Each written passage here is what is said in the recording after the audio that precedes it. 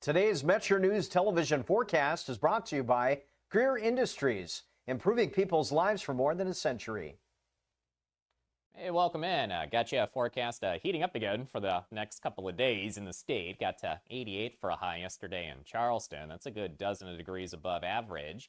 As we heat up, some daytime heating, enough moisture to tap into, some dew points well in the ranks of the 60s for some of the state. Be mindful, eastern areas, West Virginia. This afternoon, evening, and early tonight, there may be a chance of some pop-up showers and thunderstorms. Northeastern areas from the Storm Prediction Center, including in the dark green, that's a marginal risk for severe thunderstorms. Isolated damaging winds can't be ruled out in some northeastern areas of the state as we warm up. Fly Theater forecast, it starts at home. Chicago, another risk of showers and storms that could go strong or severe, high of around 80. Some areas of Kansas and Missouri, a regional outbreak of severe storms is expected for Monday out there in the Plains states. Northern areas, highs near 90. So again, we're warming up well above average for your highs and your lows. Low chance of a shower with lows in the upper 60s. For eastern areas, again, that marginal risk for an isolated strong or severe storm. Highs low to mid 90s in here for a lot of us and lows in the upper 60s. From east to west, well warmer than average too, some 90s again for the next 2 days. Some areas of the state will approach some daily record highs and warm lows well into the ranks of the 60s to near 70.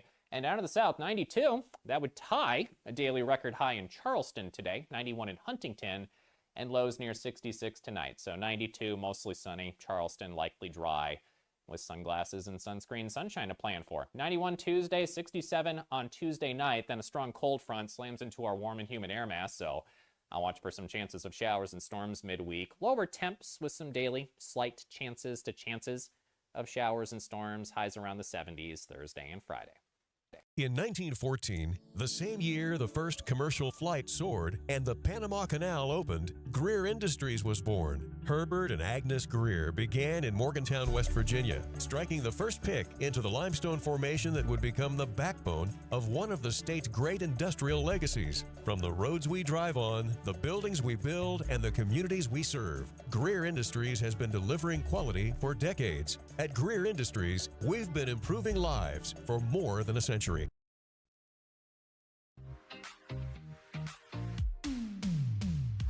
Live from West Virginia's capital city with news from across the state. This is Metro News Midday, presented by Salango Law with 13 News and Tonight Live anchor Amanda Barron and Metro News' Dave Allen.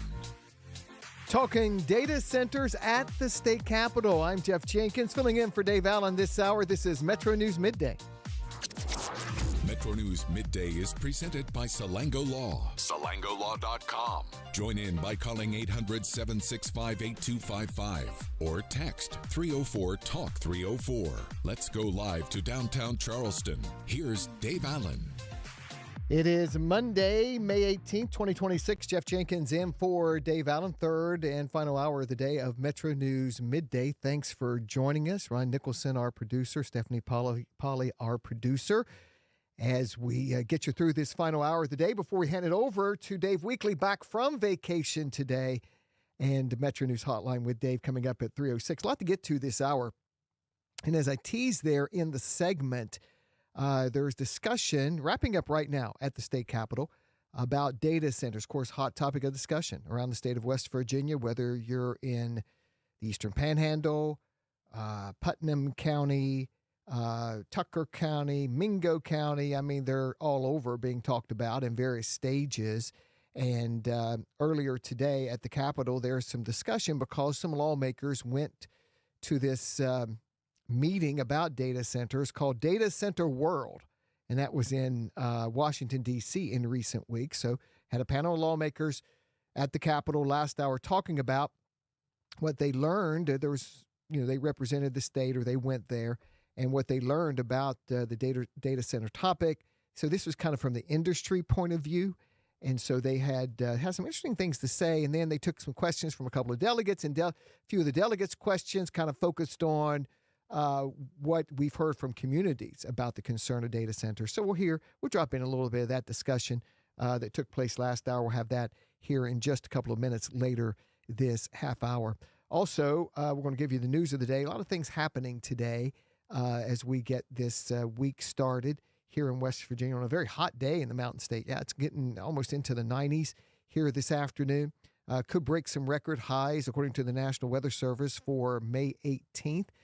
But if you can hold on until Wednesday, back into the 70s, and actually cooler by the end of the week, back into the 60s with some rain here in West Virginia, but not the first 2 days into the 90s. If you go to our website, wvmetronews.com, you'll see a couple of stories that we have there, including a story out of Kanawha County that broke last Friday, and there's been a new development in this case today. It's our lead story at the website, and Kanawha County Sheriff's deputies have confirmed that the body that they found on property in the Big Chimney area last Friday was indeed that of Shaylin Harvey, 16 years old, of Big Chimney. That's where she lived. Her body found on the property where she was living, and the Sheriff's Department calls this a homicide investigation. She was reported missing. Well, she was last seen May 2nd, reported missing by her stepfather on May 4th. And then as part of that interview, and this is what we've learned from a criminal complaint, part of that interview with the stepfather, he admitted some sexual abuse in connection with Shaylin Harvey. And now she has died on the property as police continue their investigation. No one's been charged with her death as police continue their investigation into that. But they did confirm today that she was who was found on the property, and they have called this a homicide investigation.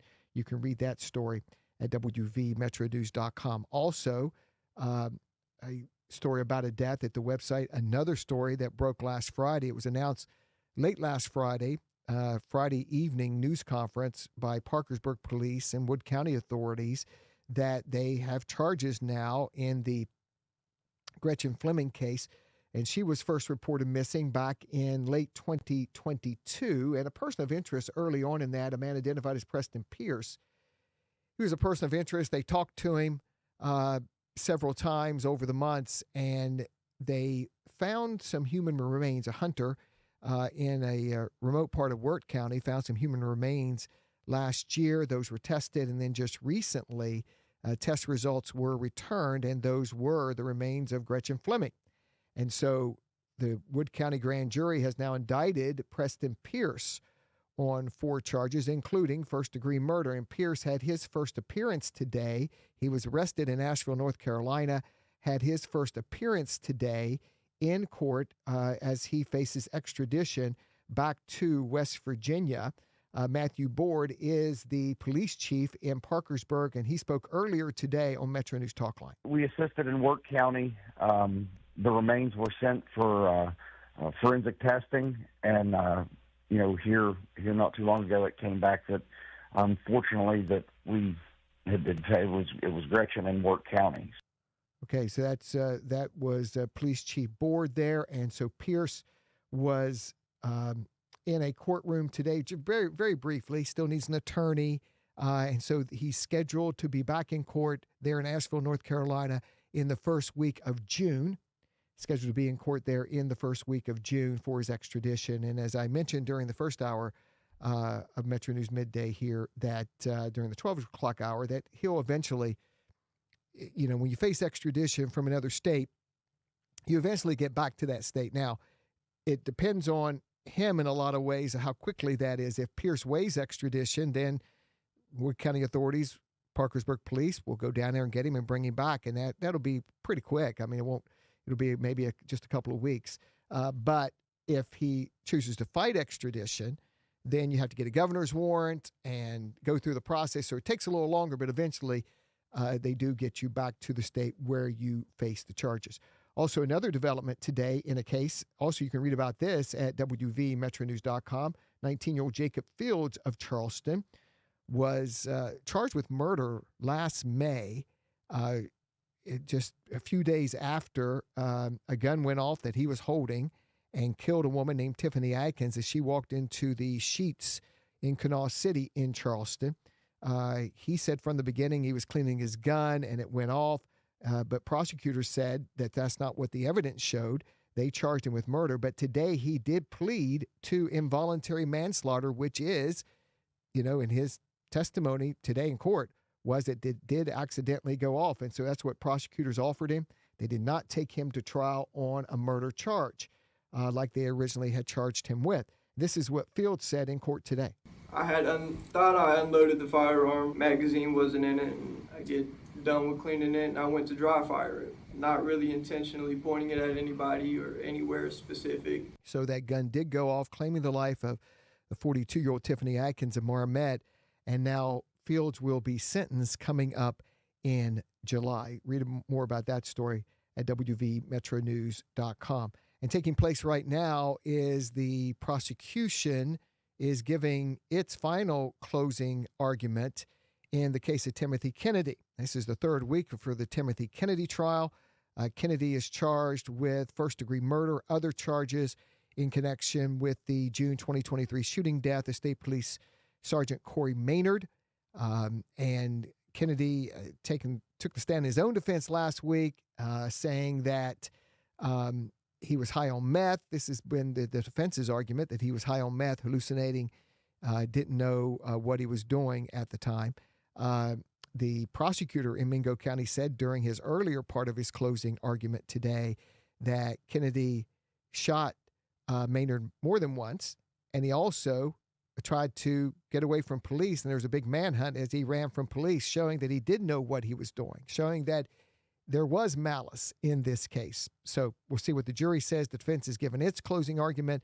Now the prosecution comes back and gives kind of a rebuttal, the last closing argument, and then the jury will get that case. So the jury could have the case here by 2:30 today. 12-member panel. We'll see what Circuit Judge Josh Butcher, I'm sure he would allow them probably to deliberate a little bit today and see if they can come to a verdict today or come back tomorrow after deliberating some today. It just depends. All that usually falls in the jury's hands. The judges give deference to juries for what they want to do. And there's 3 weeks of evidence in this case, so the jury may take a little time here. We'll see what they do. So all those stories you can find at WVMetroNews.com, WVMetroNews.com. We're going to take a break. When we come back, we're going to hear about data centers. Big topic of discussion in West Virginia, and they've had it at the state capitol during the past hour. We're listening in just about 5 minutes or so of that part of the interesting discussion. That's coming back after this. It's 2:16. I'm Jeff Jenkins, and this is Metro News Midday.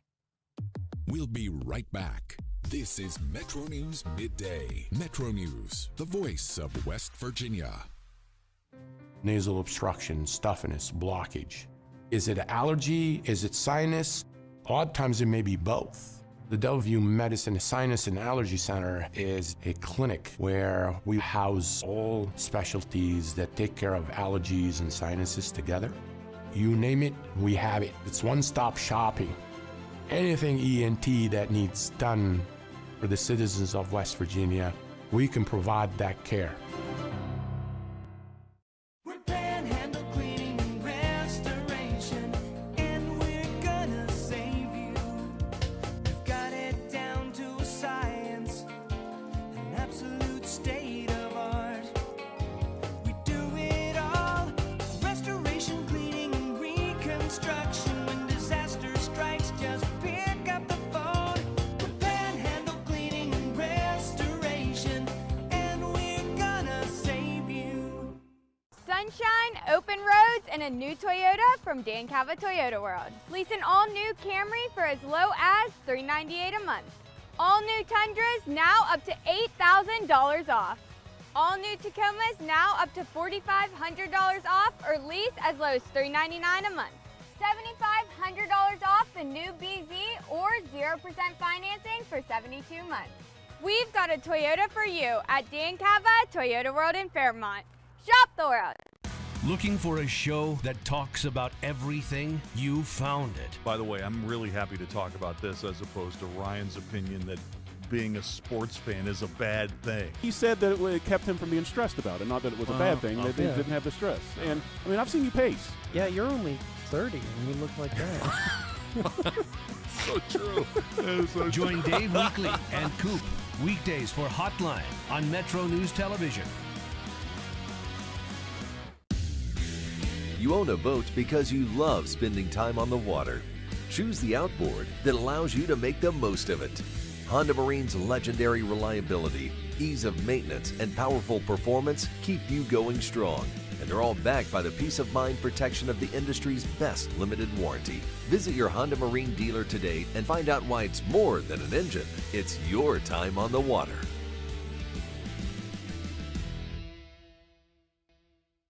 In 1914, the same year the first commercial flight soared and the Panama Canal opened, Greer Industries was born. Herbert and Agnes Greer began in Morgantown, West Virginia, striking the first pick into the limestone formation that would become the backbone of one of the state's great industrial legacies. From the roads we drive on, the buildings we build, and the communities we serve, Greer Industries has been delivering quality for decades. At Greer Industries, we've been improving lives for more than a century. Longer days, warmer drives, and better deals at Dan Cava GMC. Hit the road in one of our new luxury GMC Acadias. Take your pick from our massive selection. Now up to $5,500 off select new Acadias and 3.9% for 60 months. The great deals continue with our large selection of quality pre-owned vehicles. All this and more at Dan Cava GMC in Bridgeport. Shop the world. Justice.org.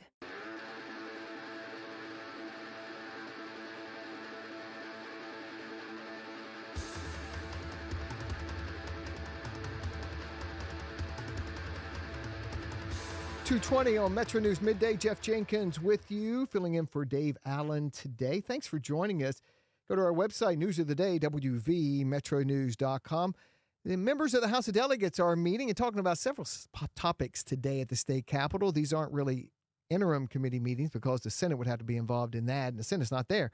This is just the House tackling some issues, and one of those issues, data centers. So we're going to pick up some of the discussion that happened last hour at the Capitol and data centers. You'll hear a couple of delegates talking here.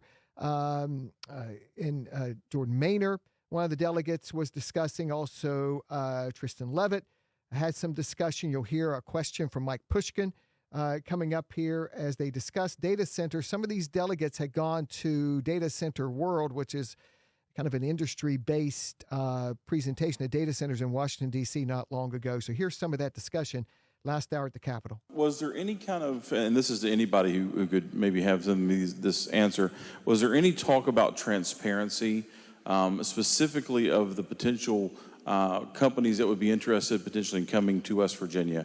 Was there any concern as far as transparency in the fact specifically of whether they would get their water from, how much water they would use? Was that ever brought up as a deal breaker to any of the companies? Or, and I think the delegate from the 53rd talked about this, of being more transparent, being more open, and kind of clearing up the air a little bit for the community.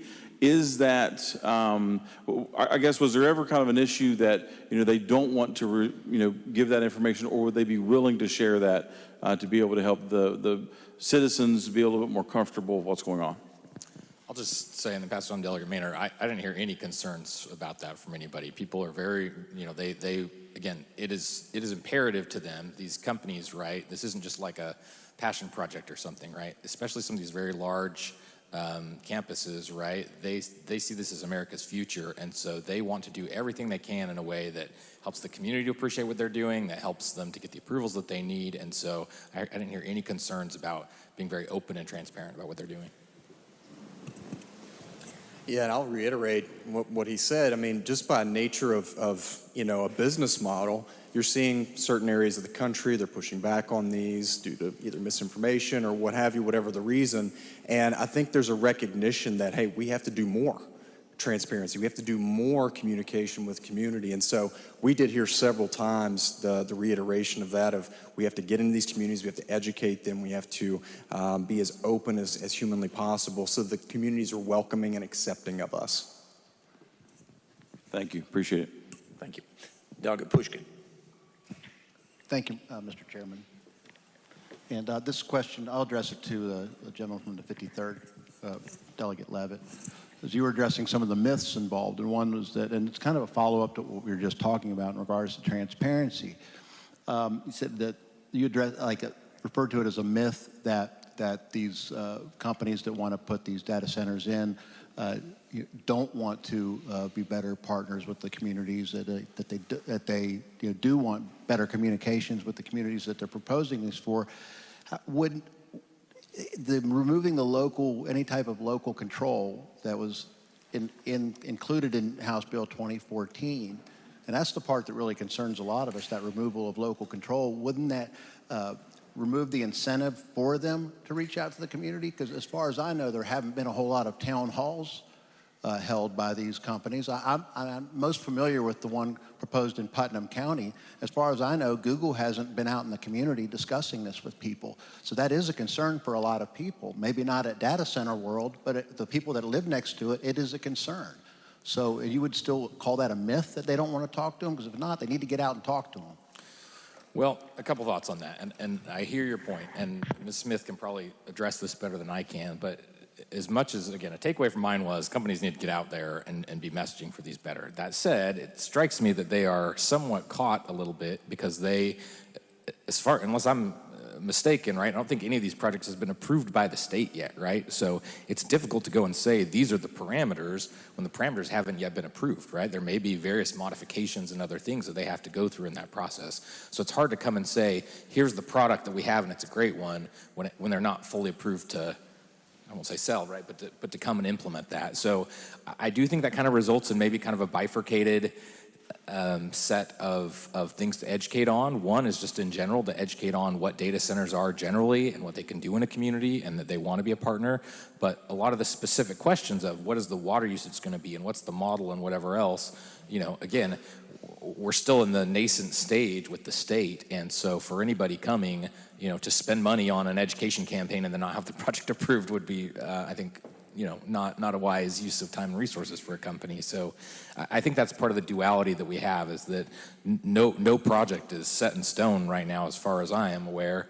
And I do think there's some grace to be had there to say, let's let them get to that stage and then go and educate the community on. Now they've gotten this approved at a certain level. And again, recognizing there are multiple levels of approval, right? There's the approval to be able to qualify for what came under House Bill 2014, and then there are different levels of approvals for specific permits and things like that. But that overall initial approval is the key one, and again, it seems to me it would be odd to dive in fully, although I'd like to see a little more involvement, if possible, from companies.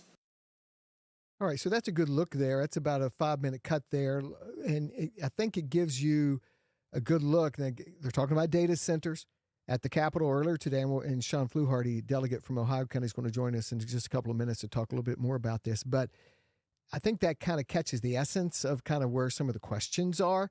You heard Delegate Pushkin ask the question about, the transparency, and there was a previous question from a delegate about transparency. And as Delegate Levitt said there at the end, none of these projects have been approved yet, so it's kind of difficult for a company to come into an area and, to spend resources and tell about their project when, they're still waiting some final approval. So still a lot of kind of unanswered questions, right, about these data centers. We've seen large crowds gather in some parts of the state wanting to know some answers to these, and, state lawmakers talking about them. Now, tomorrow, there's going to be another meeting, actually, at the Capitol in connection with this. Members of the House are going to hear kind of the economic side of this, from what I can pick up, like the economic development side of this, in a meeting set for tomorrow. And again, Delegate Fluharty coming up after the bottom of the hour news to talk more about what he heard today and give us some comments. Also today, across the state of West Virginia, vote canvassing is taking place after last week's primary election, and a couple of them we have our eyes on, including down in Cabell County. You've got 11 precincts there in the 22nd Delegate District, and incumbent Delegate Daniel Linville, at the end of the primary election, trailed challenger Republican Aaron Hawley by 2 votes, 648 to 646. So the canvass today, which would include some maybe some challenge ballots and provisional ballots, that could certainly change that outcome. And again, that's just a 2-vote outcome there. Aaron Hawley leading the Delegate Linville. There's also a similar situation up in Harrison County. Let me find that here on my list, Harrison County, and that has Delegate Laura Kimball, and Tim McNeely. Tim McNeely, the former athletic director at Fairmont State University, and McNeely going into today's canvass, and this is 14 precincts in Harrison County. Going into today's canvass, McNeely led Kimball by 4 votes, 686 to 682. So there you have 2 races, and there's another race also. There was just 5 votes in those delegate races. So we'll see how those vote canvasses end up today and if any results are changed. And you very well could have a couple of recounts out of that. Now, that enters a whole nother realm. If you have a recount, then the person asking for the recount has to pay for the recount. And so we'll see if there's any interest after today's canvass, how those results are changed. Plenty more to come next half hour. Jeff Jenkins in today for Dave Allen. Dave taking a couple of well-deserved days off, and we've got more to come. Next hour will be with Delegate Shawn Fluharty of Ohio County. That's coming up next. This is Metro News Midday. Good afternoon.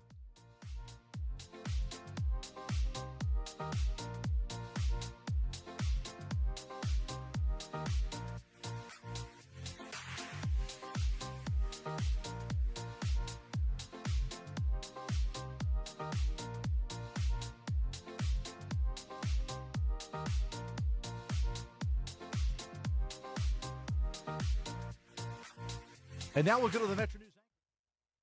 Today's Metro News television forecast is brought to you by Greer Industries, improving people's lives for more than a century. Hey, welcome in. Got you a forecast heating up again for the next couple of days in the state. Got to 88 for a high yesterday in Charleston. That's a good dozen of degrees above average. As we heat up, some daytime heating, enough moisture to tap into, some dew points well in the ranks of the 60s for some of the state. Be mindful, eastern areas, West Virginia. This afternoon, evening, and early tonight, there may be a chance of some pop-up showers and thunderstorms. Northeastern areas from the Storm Prediction Center, including in the dark green, that's a marginal risk for severe thunderstorms. Isolated damaging winds can't be ruled out in some northeastern areas of the state as we warm up. Fly Theater forecast, it starts at home. Chicago, another risk of showers and storms that could go strong or severe, high of around 80. Some areas of Kansas and Missouri, a regional outbreak of severe storms is expected for Monday out there in the Plains states. Northern areas, highs near 90. So again, we're warming up well above average for your highs and your lows. Low chance of a shower with lows in the upper 60s. For eastern areas, again, that marginal risk for an isolated strong or severe storm. Highs low to mid 90s in here for a lot of us and lows in the upper 60s. From east to west, well warmer than average too, some 90s again for the next 2 days. Some areas of the state will approach some daily record highs and warm lows, well into the ranks of the 60s to near 70. And down to the south, 92, that would tie a daily record high in Charleston today, 91 in Huntington, and lows near 66 tonight. So 92, mostly sunny, Charleston likely dry, with sunglasses and sunscreen sunshine to plan for. 91 Tuesday, 67 on Tuesday night. Then a strong cold front slams into our warm and humid air mass, so I'll watch for some chances of showers and storms midweek. Lower temps with some daily slight chances of showers and storms. Highs around the 70s Thursday and Friday. In 1914, the same year the first commercial flight soared and the Panama Canal opened, Greer Industries was born. Herbert and Agnes Greer began in Morgantown, West Virginia, striking the first pick into the limestone formation that would become the backbone of one of the state's great industrial legacies. From the roads we drive on, the buildings we build, and the communities we serve, Greer Industries has been delivering quality for decades. At Greer Industries, we've been improving lives for more than a century. If it matters in West Virginia, it's being talked about here. I always said I was going to move to a mountain in Tucker County, but probably going to put a data center on it, so I got to find a new plan. Oh, you did not. Oh, I did. Told you I was a little grumpy today. Oh, man, you got some zingers today, Dave. I love it. Join Dave Wilson and TJ Meadows Monday through Friday for Talkline. Available on mobile, Roku, Fire TV, smart TVs, and online at WVMetroNewsTV.com. With Metro News Hotline, if it's trending, it's probably here. And then the other thing, his last name is one of those weird Norwegian names where they have two vowels that slam into each other. It's like the A and the E are like cemented into each other. You're like the 12th Dave that works here. What do you think people from New Orleans would think about that? That is fair. Join Dave weekly and Coop weekdays for Hotline on Metro News Television. Photographs and documents today.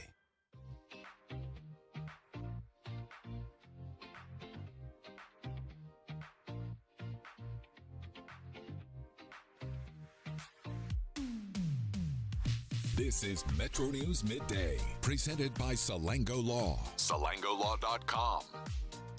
2:33 on Metro News Midday. Jeff Jenkins in for Dave Allen today. Thanks for joining us. As we mentioned before the news break there at the bottom of the hour, state lawmakers, members of the House of Delegates meeting today up at the Capitol. And one of the topics of discussion, data centers. Delegate Shawn Fluharty from Ohio County joins me now. And Delegate Fluharty was in on that discussion, asked a couple of questions today. Delegate, good afternoon. How you doing? Good afternoon. Thanks for having me. Yeah, good to have you on. What'd you take away from the discussion there today?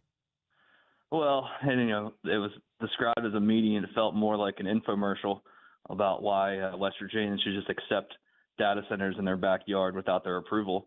And we had a group of legislators that went to an industry event called Data Center World, Disney World, but with data centers apparently. And they brought back some information from the industry event, and essentially just gave us a briefing on what it was about and where we go from here. But the reality is the law that we passed, House Bill 2014, essentially opened the door for data centers in the state of West Virginia with no recourse for citizens who do not want to see one in their backyard. Every approval is a state approval, not a local one, whether it's a county commission, a city council, it doesn't matter. If they want one there, it's going, regardless of what the community has to say. And I think that just kind of goes against what we believe here in West Virginia, which is we look out for our neighbors and they should have a say in what's going in their backyard. There were some questions that we played a little bit there before the bottom of the hour from the discussion. There were some questions about transparency and about public meetings and about, the data center folks coming into the communities and having some meetings ramping up to, these things being, coming into communities or at least getting reviewed by the state.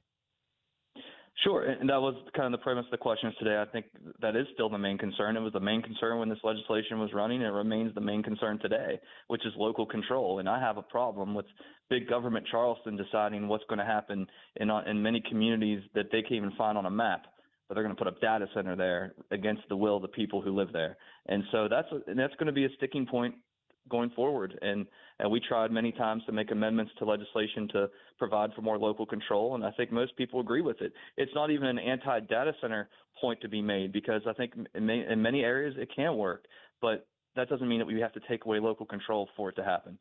People should have a say. Our county commissions, the voters should have a say, and right now they do not. Do you see at all, Delegate, is there any chance this gets reopened back up, this issue in a future session can get opened back up to deal with some of those issues? Well, certainly you've seen states like Virginia start to peel back what they've done. They've taken a look at it and said, wait a minute, maybe we need some more guardrails in place here. And I think West Virginia could do a reflection as well. But as of right now, with the current makeup of the legislature, we have big elections coming up in November, and there's going to be a lot of people on the ballot, and there's going to be a lot of people who sit on one way or the other on this issue. And I think that's going to decide whether this issue gets addressed in future legislators or not. So I think that's that's the huge question going forward. I think the people would like to see it revisited and at least allow for some local control. Okay, so you did say earlier that you think, if certain things are done, that these can be beneficial for West Virginia. In certain areas of the state, I can see it working, but the fact is now it's just a matter of they're going to put them anywhere that they want, and there's no input, there's no local control, regardless of what we really know from these data centers. I mean, look, in Nevada, there's one that covers 1.1 million square feet, and it makes 73 jobs. Now, obviously, building these things, there's great construction jobs that can be utilized for a small period of time, but as far as long-term permanent jobs, it's really not bringing any. And so don't come here and sell me a bill of goods that I know factually is just not true. I mean, the reality is this will bring very few jobs. The only jobs we're going to see is the short-term building of these data centers. And I think the concern is that, one, the environmental factors about it. We've heard the issues with noise pollution, and the people are going to see that their own value of their homes decline if there's a big data center in the backyard. I mean, that's the reality of it. And they're not going to have any input in whether it happens or not. Delegate Shawn Fluharty is with us, Ohio County. More discussion tomorrow, right? Is going to be more of the economic side or the economic development side that you're going to hear from tomorrow? Yes, my understanding, yes. Okay. All right. And again, I know there's a lot of discussion about this. But I guess there has to be a willingness to open this back up, right, by the leadership for it to happen. Obviously, it needs the willingness, and it needs some brave legislators to actually stand up to big industry and say, "Hey, wait a minute here. We're going to vote for the people," and that rarely happens these days down here. And I hate to say it, that's just the reality of it. And we'll see what happens when the new legislature convenes in January, and whether this issue is at the forefront as it should be, because I think if you go out and talk to the actual people in West Virginia, they do not like how this happened. They do not like House Bill 2014, and they do not like not having a say in what happens in their own communities and putting all the power in Charleston. Because the last time I checked, those in leadership and those who are part of the supermajority, they like to run on smaller government, but once they're elected, not so much. Delegate, appreciate the time. Good talking to you. Okay, Shawn Fluharty there of Ohio County, outspoken as always. You know where he stands there. And there were, again, some comments by those who went to that data center world discussion there in Washington, D.C. about the eagerness of the industry to get these things developed in West Virginia and in other states. And we'll touch on a little bit of that. Probably have a story coming up at the website, wvmetronews.com, in just a couple of minutes. It's 2:40. When we come back, we're going to talk about a vigil that's set for tonight in Parkersburg. That and more coming up. This is Metro News Midday. Jeff Jenkins in for Dave Allen today. It's 2:40. We'll be back right after this. We'll be right back. This is Metro News Midday. Metro News, the voice of Sunshine, open roads, and a new Toyota from Dan Cava Toyota World. Lease an all-new Camry for as low as $398 a month. All new Tundras now up to $8,000 off. All new Tacomas now up to $4,500 off, or lease as low as $399 a month. $7,500 off the new BZ or 0% financing for 72 months. We've got a Toyota for you at Dan Cava Toyota World in Fairmont. Shop the world. Download Metro News Television on your iPhone or Android. Search Metro News Television in your app store. Create an account today to get alerts and watch all live and archived content. Download now.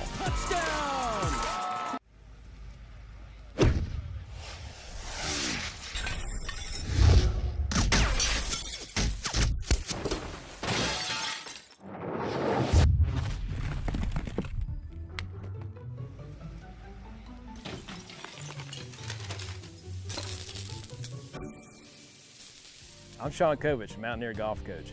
When disaster strikes your home, business, or golf game, call the restoration company the Mountaineers call. Panhandle Cleaning and Restoration. You own a boat because you love spending time on the water. Choose the outboard that allows you to make the most of it. Honda Marine's legendary reliability, ease of maintenance, and powerful performance keep you going strong. And they're all backed by the peace of mind protection of the industry's best limited warranty. Visit your Honda Marine dealer today and find out why it's more than an engine. It's your time on the water.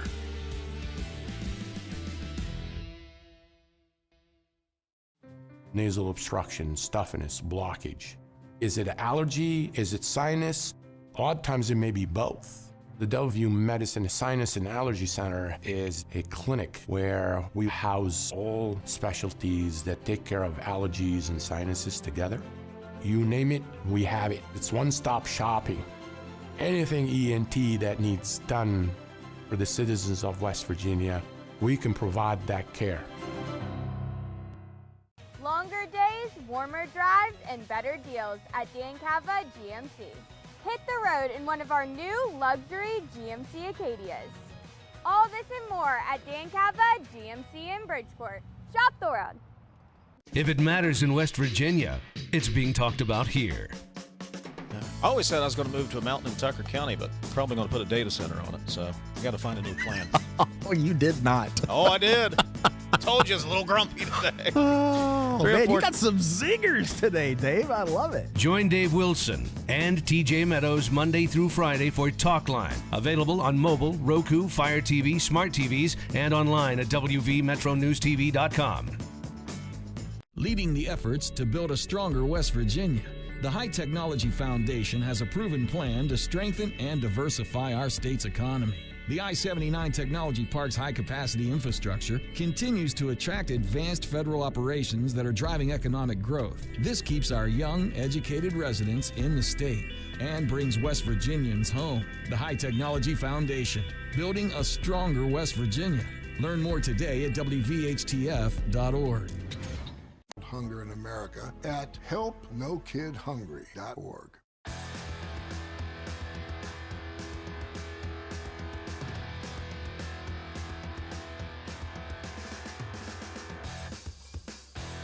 Back on Metro News Midday, Jeff Jenkins in for Dave Allen. Today it's 2:44. Thanks for joining us. Coming up at 3:06 this afternoon, Metro News Hotline with Tan, Rested, and Ready Dave Weekly.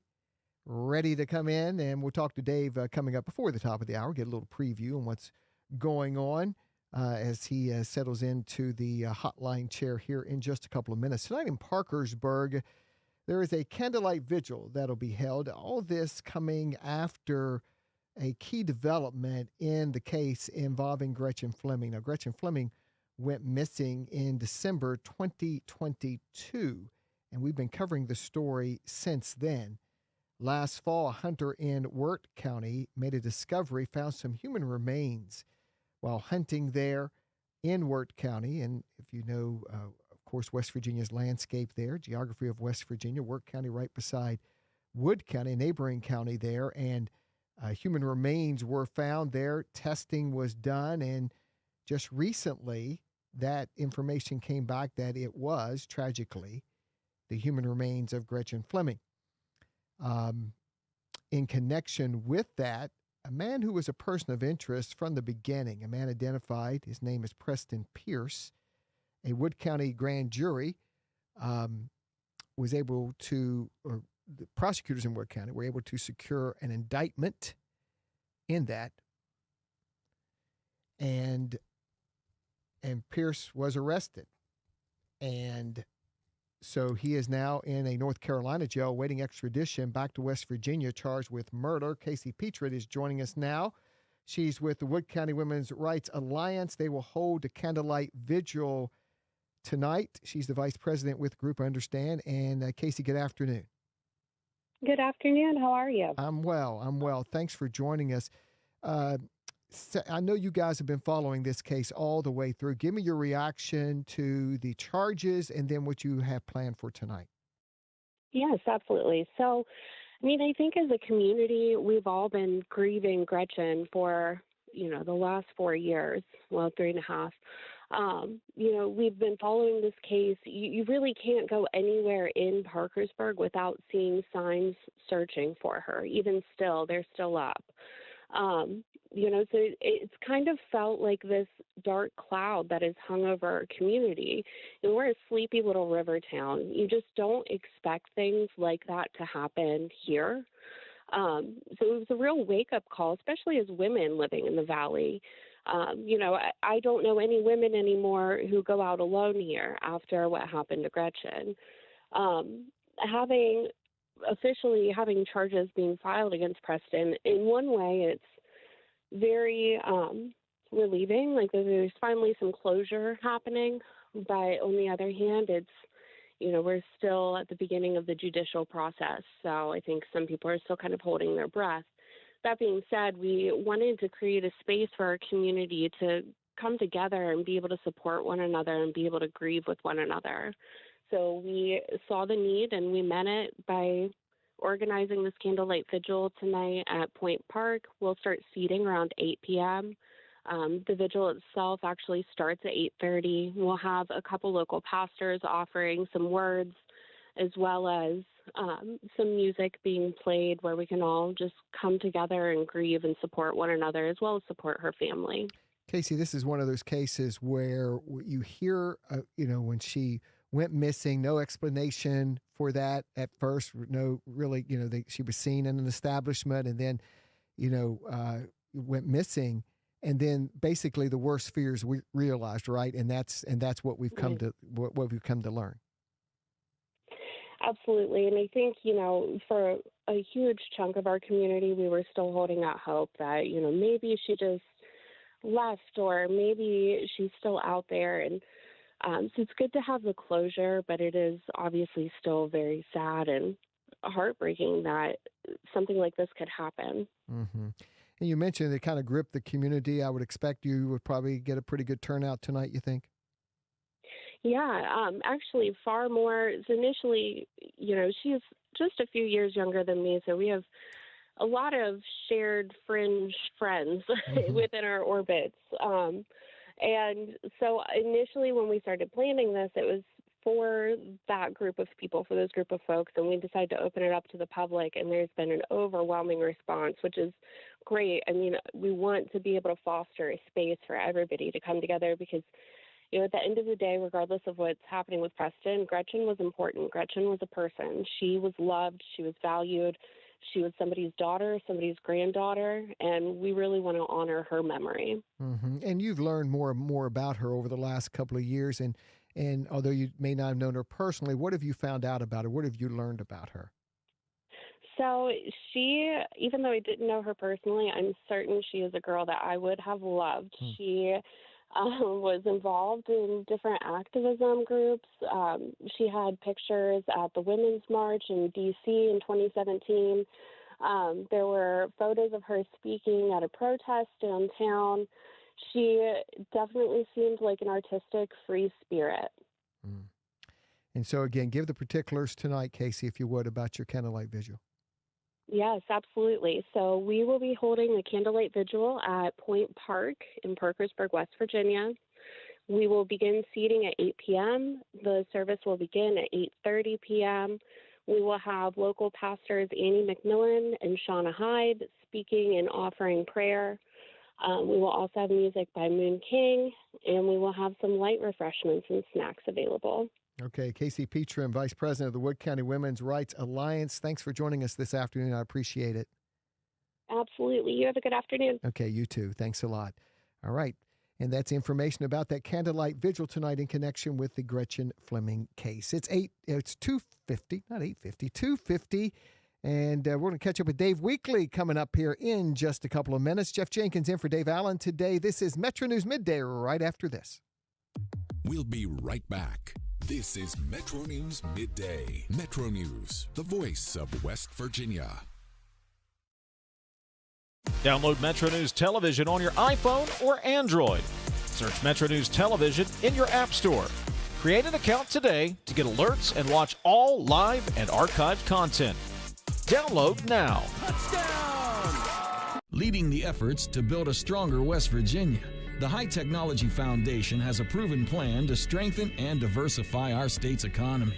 The I-79 Technology Park's high-capacity infrastructure continues to attract advanced federal operations that are driving economic growth. This keeps our young, educated residents in the state and brings West Virginians home. The High Technology Foundation, building a stronger West Virginia. Learn more today at WVHTF.org. In 1914, the same year the first commercial flight soared and the Panama Canal opened, Greer Industries was born. Herbert and Agnes Greer began in Morgantown, West Virginia, striking the first pick into the limestone formation that would become the backbone of one of the state's great industrial legacies. From the roads we drive on, the buildings we build, and the communities we serve, Greer Industries has been delivering quality for decades. At Greer Industries, we've been improving lives for more than a century.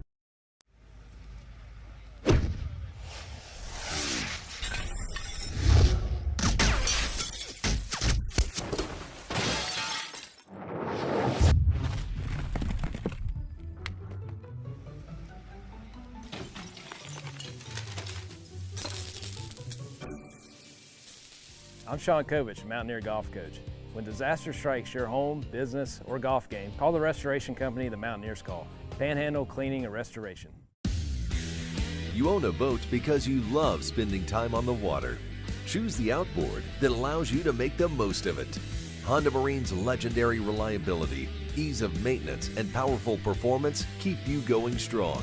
And they're all backed by the peace of mind protection of the industry's best limited warranty. Visit your Honda Marine dealer today and find out why it's more than an engine. It's your time on the water.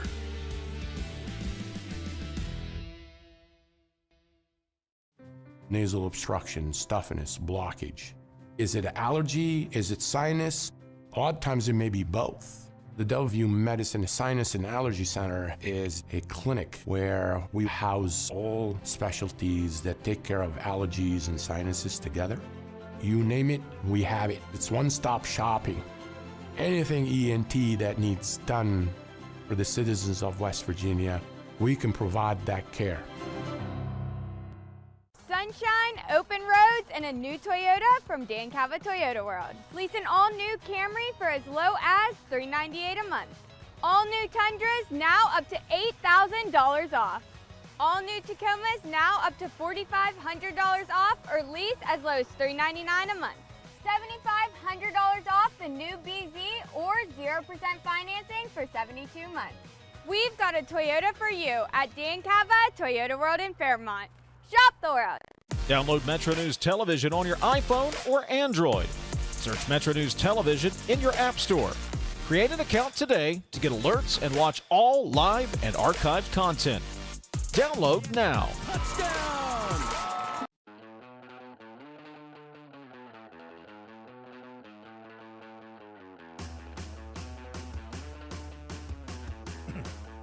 2:54 Metro News Midday. Jeff Jenkins filling in for Dave Allen today. And look who's back. Look who's back. Dave Weekly, Metro News Hotline. And that'll start at 3:06 today. We get him in here a little early. And I know you. Right. You're just full of information. You've been gathering for this whole week, and you're just, it's just oozing out of you. You want to share. Is that true? Is that true? That's probably true. Okay. That's probably true. Okay. You got some things you want to say. Because, I got a chance to watch some games, Right. and Linda's sick of hearing my stuff, so I just basically wrote it down and brought it. Here's a question for you, Jim. Yeah. So when I left town, WVU fans were complaining about where they were ranked in the ranking of the CBSSports.com of all the teams. And this was literally days after our fan base was complaining about where ESPN.com graded the offseason. So I get down to Tampa, right, St. Pete, and the first day I'm there, I'm hearing stuff like the Rays, they've got the second best record in baseball, but we're not getting enough attention. The national media doesn't like us. Then last week, the NFL schedules came out. Bucks fans are going, why don't we have more national games? We don't get respect. Is there a team out there that doesn't feel they're disrespected? There's got to be a couple, right? Yeah. I mean, what about like the big brands in college football? I mean, do Ohio State fans feel like they're disrespected? I wouldn't think so. Or Dodger fans. Or if you're a Dodger fan, maybe your thought on this is they don't realize what we've accomplished enough. What fan bases are really happy? What fan bases are really happy? I think there is a case to be made that maybe WVU got kind of a raw deal in some of those polls from CBS Sports and ESPN.com. I think CBS was predicting that West Virginia is going to go 4-8. I think they're going to do better. But if you're a fan and you see that, your first reaction is they're wrong, right? For sure. That's got to be the reaction. Yeah. But I just started thinking, what fan bases out there in college or professional sports, are there any fan bases who think that they get a good shake? You mean right? Not disrespected? Any fan base that says, I'm good, we're good. We're good. We're People good. realize who we are, right? Yankee fans, Dodger fans, Notre Dame fans, are they happy with the way the general national public responds to them? I don't know. It just seems like it was just so funny. I just was, when I got to Tampa Bay, I'm like, man, even here, people are screaming about the fact that they think Yeah. that they're disrespected. I just think that's really curious. Yeah, it is. You It know? is curious. I saw you got a food question coming up, right? Well, you had a food. Maybe I saw you posted something earlier, right? About let's see here. what Panera? Oh and yeah, the the Panera stuffer. Yeah, this Panera stuffer. The Panera stuffer. Yeah. So you've got basically a baguette that's hollowed out, and you can jam any one of the Panera salads in there. Your choice, right? Right. Okay. So It's a new way to eat a salad, basically. I think what they're trying to do is they're trying to take the concept of what a soup bowl is that you could get at Panera, Okay. and then just turn it into like, a baguette and like jam salad in there. Hey, the trick is you want to find a way to create new products with all the stuff that you already have, right? That's right. Like a 'cause you cheeseburger pizza or something like that at Domino's. cut down on costs. Exactly. And we're not bringing in anything new. We already have all this stuff, like, So I guess maybe I did have a few things. Well, you do, and I've just stoked you a little bit, and It now didn't take much. got a little poker on you, and now you're ready to go for 3 hours. You primed the pump. Sometimes on a Monday, I can't remember how to do a show after I've been off on all weekend long. So we'll see what happens. I haven't been on in like 10 days. Oh, I think you'll get it. You'll get right into it. You'll get right into it. You've got two capable hands over there to help you through it. I don't know Ryan about and Coop. that. Yeah. Okay. Have a good day. Have a good show, Thanks, Dave. Jeff. Okay. See you guys. Jeff Jenkins filling in for Dave Allen today. This is Metro News Midday. Talk to you tomorrow.